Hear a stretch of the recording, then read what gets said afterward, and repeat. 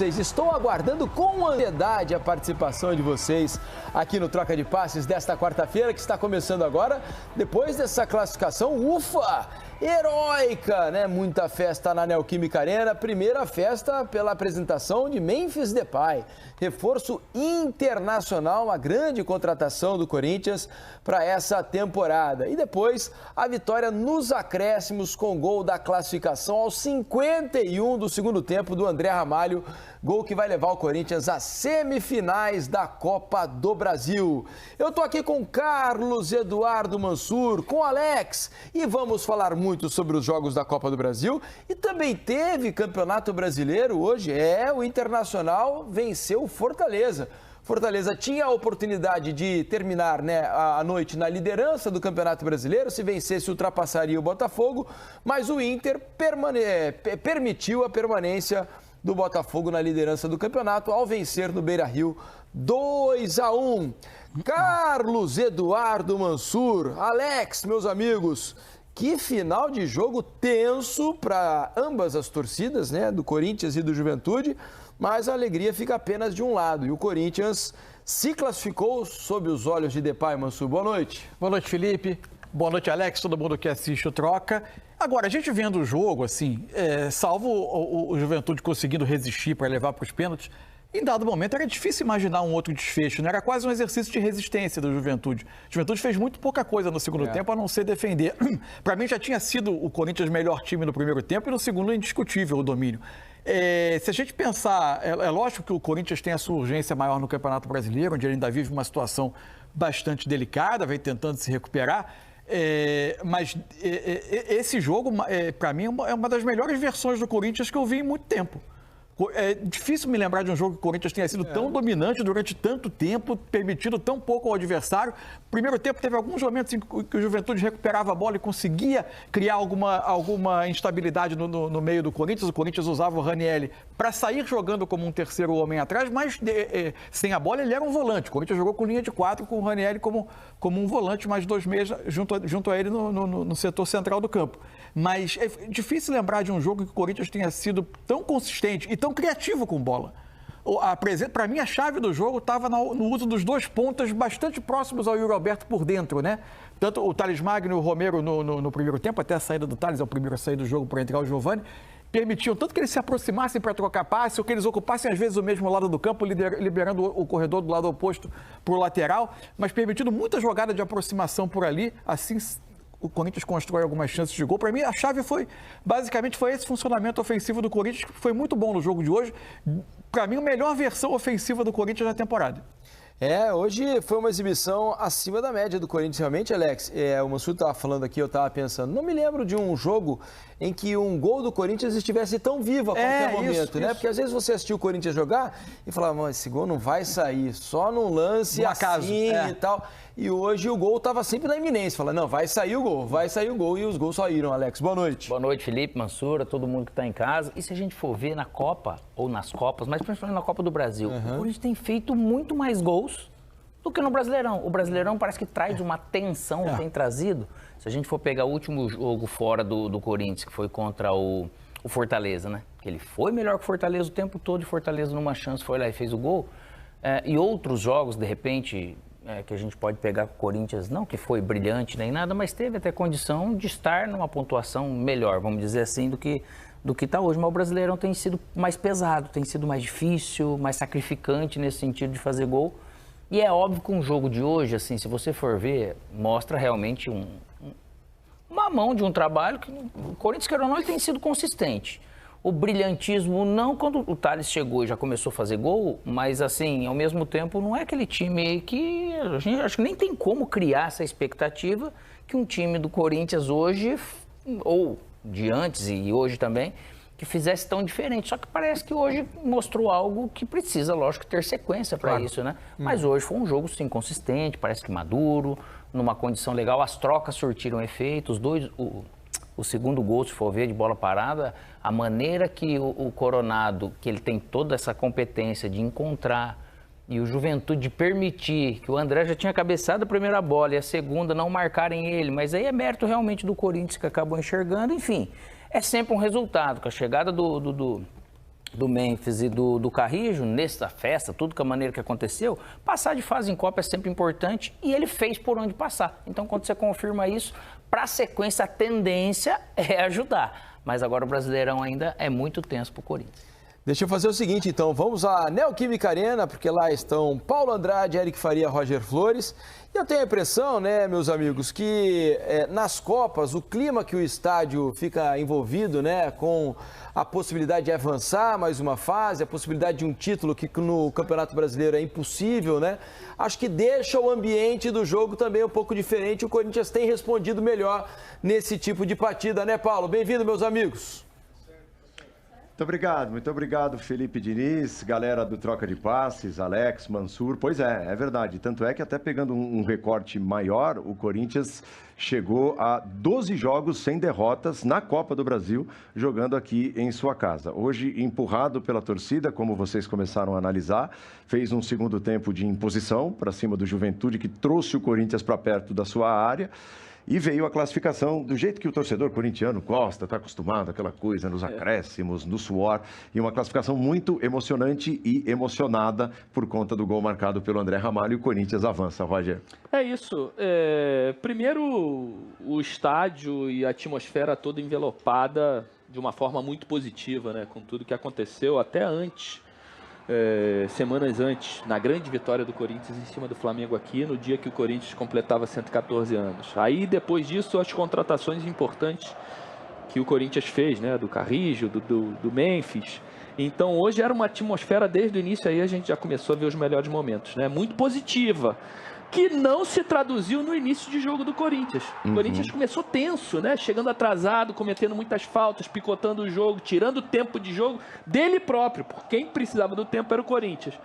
Quando se tranquilizou, começou a trabalhar bem a bola, faz 1-0 nesse passe do Thiago, do Thales Magno para o Romero. A partir do gol, retoma, recua, e o Juventude começa a trabalhar bem a bola, faz um gol que é anulado, faz o segundo que quase foi anulado, mas empata o jogo nesse escanteio. A partir daí, volta o Corinthians a tomar conta, né? Tem um lance claríssimo com o Yuri Alberto no finalzinho do primeiro tempo, que o Yuri Alberto perde o gol de cabeça, e no segundo tempo o Corinthians amassou, empurrou, o Juventude recuou muito seu time. O Jair, eu acho que modificou, botando um terceiro zagueiro e tirou um homem de meio campo, onde o Corinthians encontrava na intermediária as finalizações de média distância. E foi numa finalização de média distância que o Corinthians faz o segundo gol e depois busca o terceiro, né, Eric? Foram duas posturas no segundo tempo muito diferentes, né, em relação até ao primeiro tempo, que eu achei bem equilibrado. 1-1 ficou de bom tamanho no primeiro tempo. Depois o PC vai falar se os gols deveriam ou não deveriam ser validados, anulados, enfim. Mas em termos de bola, de jogo, o primeiro tempo foi muito equilibrado. O segundo tempo, não.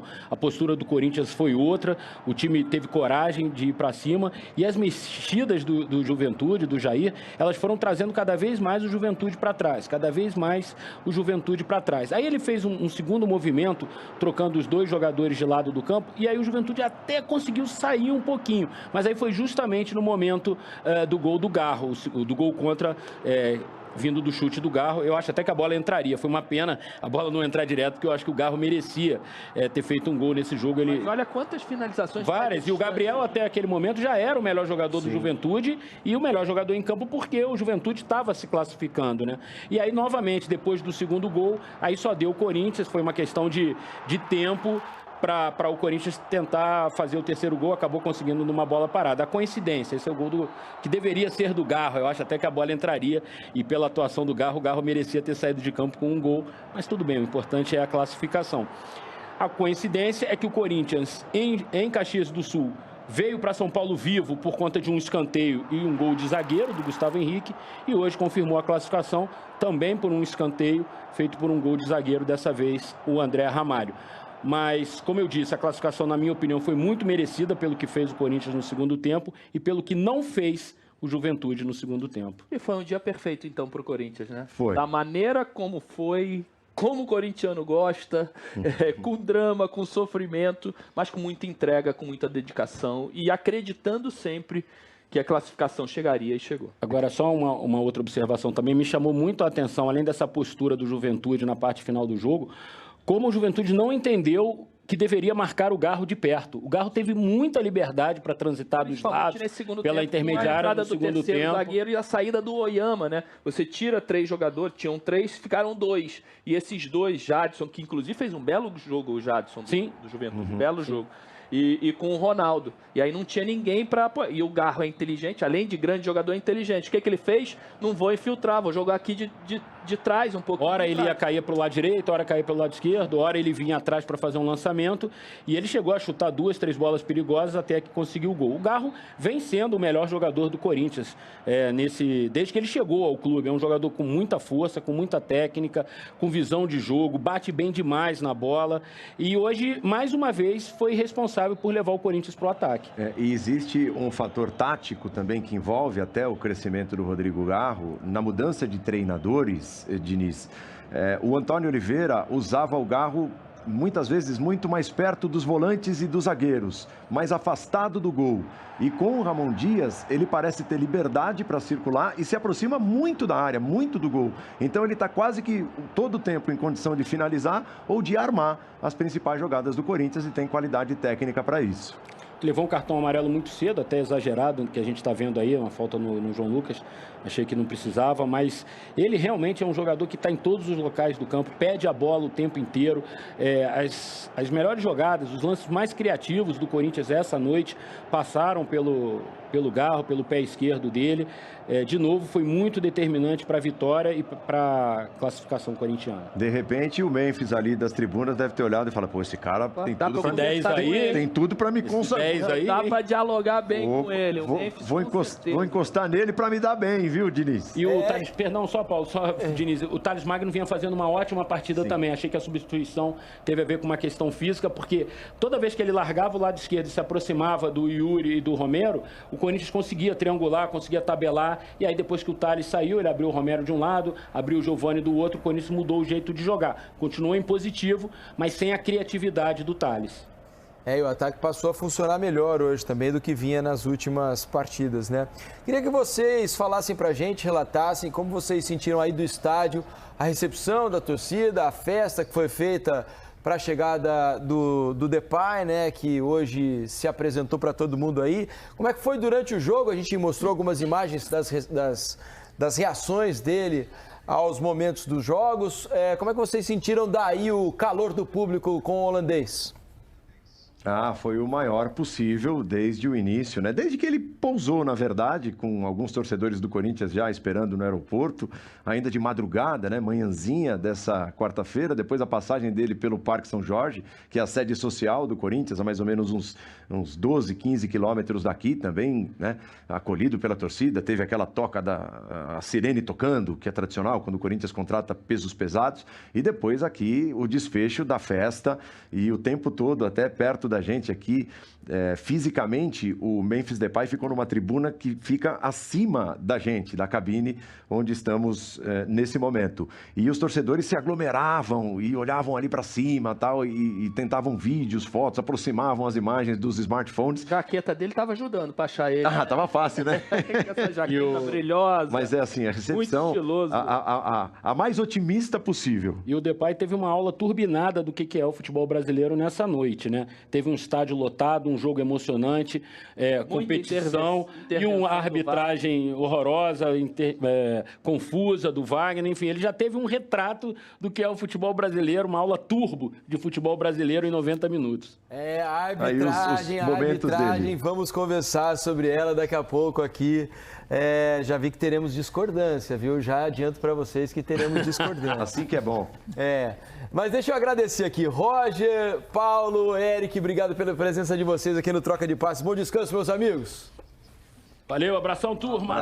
Abraço para vocês. Vamos continuar falando sobre a vitória, a classificação do Corinthians, sobre o Juventude. A gente tem conversado aqui sobre as partidas que o Yuri Alberto tem feito, né? Mas hoje ele fez um bom jogo, né? Não conseguiu balançar a rede, teve uma oportunidade de cabeça em que ele poderia ter feito melhor, né? Estava sozinho. Finalzinho do primeiro tempo. Acabou cabeceando para fora. Mas eu achei que fez um bom jogo hoje, de uma maneira geral, não? Na participação de jogada, assim, ele poucas vezes teve tanta gente tão perto dele, né? Muitas vezes ele parece um solitário. Um soldado solitário no meio de um enorme exército de adversários. Né? Exato. Mas com a presença do Thales Magno e do Romero muitas vezes próximos a ele, deixando os corredores para os laterais, ele teve companhia, teve com quem fazer jogada, combinar, se associar. Aí ele, nesse ponto, ele participou melhor das jogadas. Agora, nesse lance no fim do primeiro tempo, ele podia ter colocado já o Corinthians em vantagem antes do intervalo. Vai fazer parte de um processo de tirar, parece que um peso que ele carrega, né?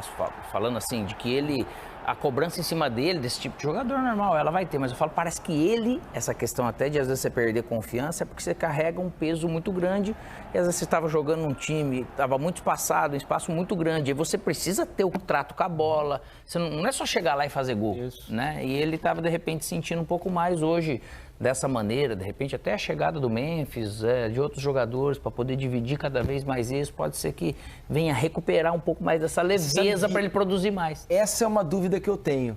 Se a chegada dos reforços ajuda, no caso do Yuri Alberto, né, na questão da confiança, tirar um pouco da pressão, se o time voltar a ganhar, continuar melhorando e de repente o Corinthians começa a fazer mais gols, tira um pouco desse peso dele, ou se o peso aumenta pelo fato da concorrência ter aumentado, né? O Yuri vai passar a ter mais gente brigando por posição no ataque. E talvez isso faça com que a ansiedade tome ainda mais conta do jogador, né? Eu não sei se a palavra correta é mais gente brigando com ele pelo ataque. Por posição no ataque. Eu acho que estando bem, ele chega para jogar, né? Eu acho que... Agora, a Copa do Brasil... mais gente na posição, em tese, talvez menos tempo para jogar. Pela questão da inscrição, a Copa do Brasil segue sendo do Yuri Alberto, né? Mas eu acho que no Campeonato Brasileiro, naturalmente, quando estiver fisicamente pronto, acho que é toda a expectativa, uma contratação desse peso, o Memphis chega a ocupar uma posição no centro do ataque. Só para deixar claro, né? Por que o Mansur está dizendo isso? Porque o Depay não conseguiu ser inscrito a tempo, né?